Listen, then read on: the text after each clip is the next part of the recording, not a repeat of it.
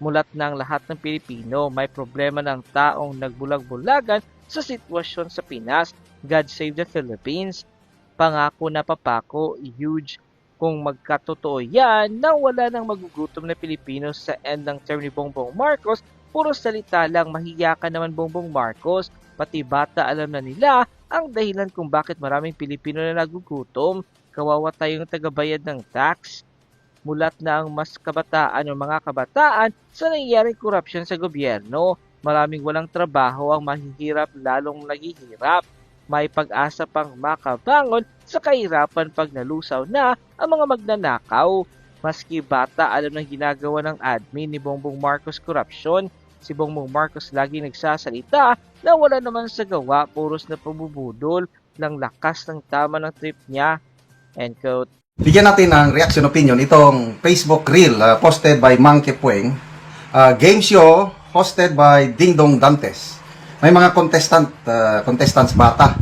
Mga age, kung siguro ito, mga 10, 11 years old. Tinanong ni Ding Dong Dantes, bakit may nagugutom na mga tao? Ang sagot ng bata, na-shock si Ding Dong Dantes. Bakit may nagugutom? Pakinggan natin ha. Ako na makain, bakit kaya? Kahit po sa mga kurakot? Yeah! Bakit?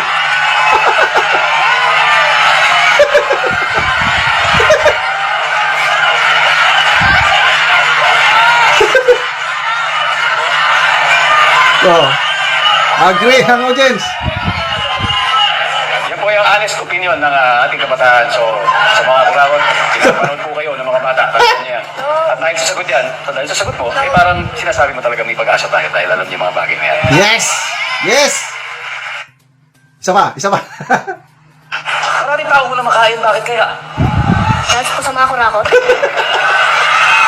Galing! Sampal sa mukha!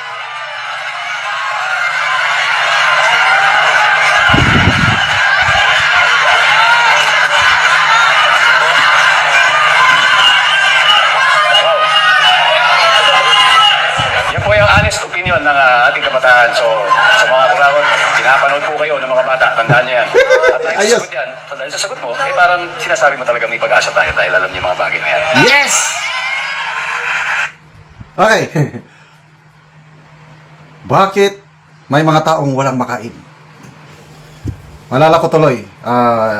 Ito lang, kahapon nata. Post. Sinasabi ng Pangulo. Gusto niyang tuldukan ang problema ng kagutuman ng pamilyang Pilipino at the end of his term. Gusto niya, wala nang magugutom na pamilyang Pilipino. Wow! Grabe ang ating Pangulo ba? Yung utak niya, I don't know anong klaseng utak niya na napaka positive thinking. Kaparehas din yung kanyang sinabi na 1 million housing units per year ang ating gagawin. So at the end of my term, we will be able to build 6,000 housing units for poor Filipinos. Oh, ang galing, no? Alakpak. I think sa una o pangalawang zona, yan ang target niya. Budget hearing sa Senado the other day ba yun? Nako, pinagmukhang kawawa ni Senator Jinggoy itong Pangulo kasi sabi niya na ilan na bang napatayong housing units? Sabi niya doon sa, kasi siguro budget hearing ng Department of Housing, the urban housing. Naging honest naman si Senator Gatchalian, yung budget sponsor. Sabi niya, as of now, pa lang after 3 years, 400,000 pa lang. Di ba, ang target ng Pangulo is 1 million per year. So, ibig sabihin, dapat 3 million na. Napaka-unrealistic, napaka-ambitious yung target na yun, sabi ng budget sponsor. Kaya binago nila for a period of 6 years. 1 million na lang ang kanilang target. O parang niloloko nilang taong bayan, sabi ni Senator Jinggoy. Tama. Sa housing, niloloko nilang taong bayan. Classroom. Ano pa yung classroom? Yung zona niya, meron ng 40,000 classrooms na na-open. At plano natin mag-open pa ng libo-libong classroom hanggang 2028. Napagalaman this year, 22. 22 classroom pa lang ang napatayo for this year. Natapos. Ganyan po magsalita ang Pangulo. Kaya sabi niya na, gusto kong tuldukan ang problema ng hunger sa aking administration, walang magugutom na Pilipino at the end of my term. SWS survey, tumaas na naman for third quarter. Compare mo sa second quarter, 16.1% lang nagsabing gutom. For third quarter, 22%. Pataas ng pataas ang bilang ng mga pamilyang Pilipinong nagugutom. Anong dahilan? Ang bata, dahil sa kurakot. Sampal. Ay, masakit. Masakit. Dahil grabing korupsyon. Again, SWS survey. 97% of Filipinos. Anong sabi? Talamak ang korupsyon sa gobyernong ito. Kaya, Pangulo, siya nang umamin. Wala nang katiwa-tiwala ang taong bayan sa atin. Mabuti naman at inaamin niya. Yes, ang tiwala ng taong bayan, pero mo yan, 97% nagsabi talamak ang korupsyon. Ano yan? Maligaya ka? Korupsyon? Imbes na pera ng taong bayan, taxes natin yan, ha? Ginagastos para sa kanilang sarili, para sa bahay sa Forbes Park, para sa mga jet plane, helicopters, ano pa? Ang daming namamatay sa baha. Tapos sila, wala lang. Hawak nila, bilyones ang hawak. Kaya maiinis ka talaga sa nangyayari sa gobyernong ito. So, salamat dito sa bata at salamat kay Dingdong Dantes na nagsalita. Makinig kayo, mga kurakot. Pinapanood kayo ng mga bata. Hindi lang mga bata, kundi sa buong sambayanan. Basa lang ko sa mga few comments. Jose Sanz, pati bata, naintindihan na nila. Good answer.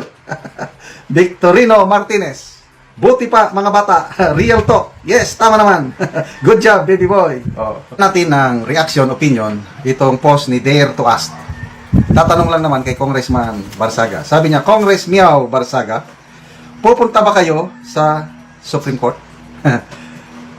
Are you going to the Supreme Court? Tapos ito, pinaliwanag niya yung pangyayari na hindi nasunod yung rules ng Ethics Committee. Parang yung nangyari kay VP Sara na impeachment case na naisampa, hindi nila sinunod yung rules. Kaya nagpunta si VP Sara sa Supreme Court, kaya yun, naibasura. Kaya ito, mayroon bang gagawing aksyon si Congressman Barsaga na idulog sa Supreme Court itong suspension niya for not following the rules itong Kamara? The committee report was only given on the same day, that same afternoon, to the members of the House, according to Congressman Leandro Ligarda Libeste. Then, vote right away. Yun. Napanood ko rin yan, yung si Congressman Libeste na dinidepensahan niya si Congressman Barsaga. Hindi siya perfect, sabi niya. Kaya lang, bakit ganito ang nangyari? Para bang, okay lang sa iyo, yung kasama natin na mayroong aligasyon sa pagnanakaw. Tapos ito lang, nagpo-post lang sa social media, paparusahan niyo, my vote is no. Grabe. May pag-asa pa tayo sa mga Gen Z congressman ito. Mayroon pang isang kongresista, Congressman Suntay. Bali, 5 lang ata ang bumoto ng no. All others is yes. Para masuspend si Congressman Barsaga. So, ibinigay, parang February 5, 2025 na impeachment. Tinawag mga kongresista. Perma, agad. Ayun. Makyat ang impeachment. Ito, ganyan din. Inapura. Ito, hali kayo. Usually daw, kakaunti ang nag-attend sa plenary. Kaya lang, nung kahapon, halos nandyan lahat. They don't have enough time to read, but did not violate the rules. 2 trials. It seems that it was done easy. Like the impeachment of VP Sara, same day. Then, killed kayo ng mic, pinatayan ng microphone. Si Congressman Barsaga habang nagpapaliwanag. But really, can all those who voted yes for the suspension, nabasa nila at na-review yung committee report on the same day? And is it also in the rules? First offense, suspension immediately? Was there a grave abuse? Ito na, tatak. Ito na yung klase ng Congress tayo. Parehas na parehas yung ginawa doon sa impeachment ni Sara. Ganito rin. Imposibleng mabasa nila yung committee report. Kasi, ang ethics committee, nag-recommend. Nag-deliberate sa ethics committee, suspend. So, nung pinatawag yung plenary, andyan na, saka lang ibinigay yung committee report. Talagang, to me, inapura. Kaya, tama itong tanong ni Dare to us, plano mo ba magpunta sa Supreme Court? May labang ka doon. So, tingnan natin. In the following days, wala pa namang, ang mga comment lang ni Kiko Barsaga, Kong Barsaga, sabi niya na ipagpatuloy ko lang aking laban. At nakakatuwa nga yung pagdepensa ni Congressman Leandro Libesti sa kanya. Magbasa lang ako sa mga comments, ha. Elizabeth Untalan, group effort for sure na message sa ila and big bonus is waiting. Siguro nga. Meron na naman signing bonus. Or, hindi pala sila pumirma. Voting, yes, vote bonus. Basta nabasa ko sa isang post, 5 lang yung voted no. Luz Rimando, same lang yan. Yan din, mga pipirma sa impeachment ni Sara sa February. Attendance is a must. Speaking of impeachment ni VP Sara, nakikita ko na uusad talaga ang impeachment. Nagsalita na ang akbayan, for sure, magpapail sila ng impeachment. Akbayan, makakaliwayan. Yung Makabayan Black, makakaliwa rin, magpapail din. So, wag na po tayong magtaka kung patong-patong na naman ang impeachment case na isasampa kay VP Sara. Pinaghahandaan na yan ng legal team ni VP Sara. But anyway, the same articles man lang at nakasentro lang sa, what's this? Confidential funds, talo sila doon. Kasi ang COA, ang delikado, si VP Sara, pag may final decision ang COA, na sinasabi na may katiwalian, yan ang delikado. As of now, walang endorsement ng COA sa ombudsman. Kasi dapat ganun ang proseso. Kung may nakitang katiwalian, i-endorse nila sa ombudsman. Or, pwede ang COA magsampa ng, ayan nga, sampa pala sa ombudsman. But in case na may ganong decision, final decision ng COA, may, I think, 30 days for VP Sara to appeal. Ay, wala eh. Kaya, kung ang basihan lang ng kanilang articles of impeachment, confidential fund, talo sila. At, again, sa impeachment court, hindi ebidensya ang pinagbabasihan. Ang pinagbabasihan doon is political inclination.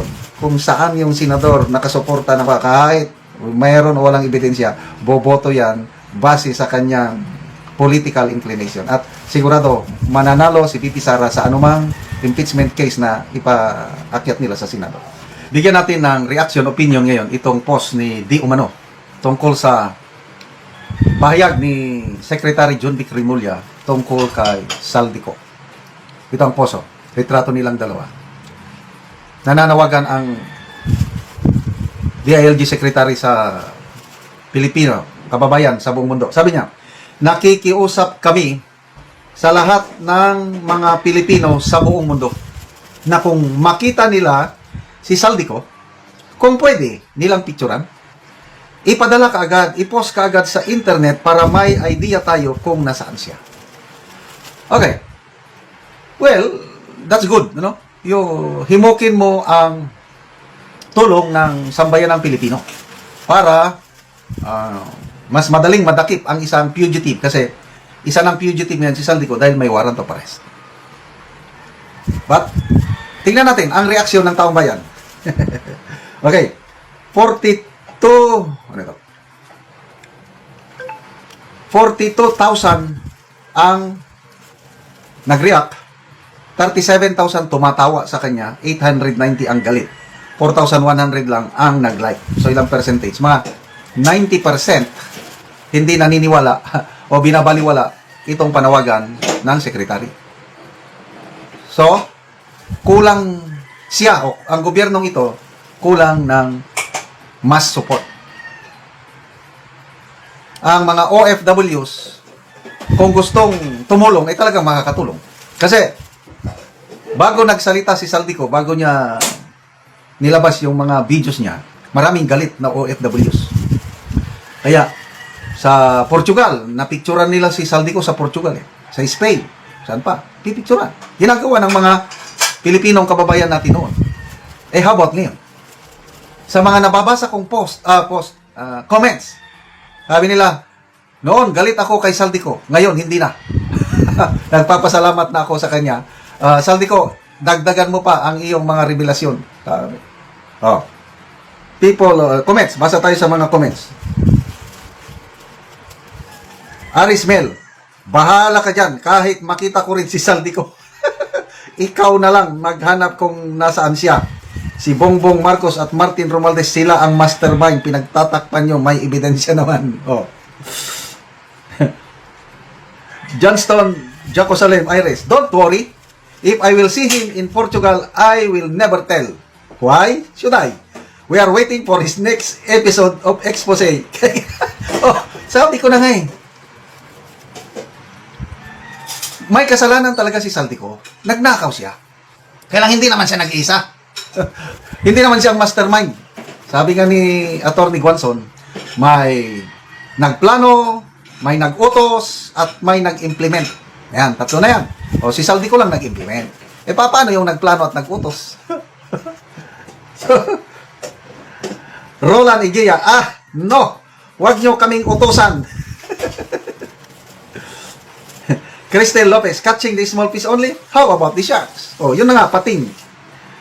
Lisbeth Santiago, naka-blast on pa. Nagbasa ako ng comment at sang-ayon ako sa karamihan. Suportahan si Ko sa pagtatago ngayon. Yan, nabaliktad na. Abingguar, pagbaba ng boss mo, ganyan. Ka rin yan magtatago.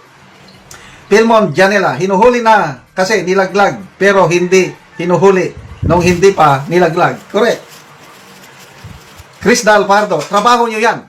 Binigyan nyo pa nang intindihin ang mga OFW.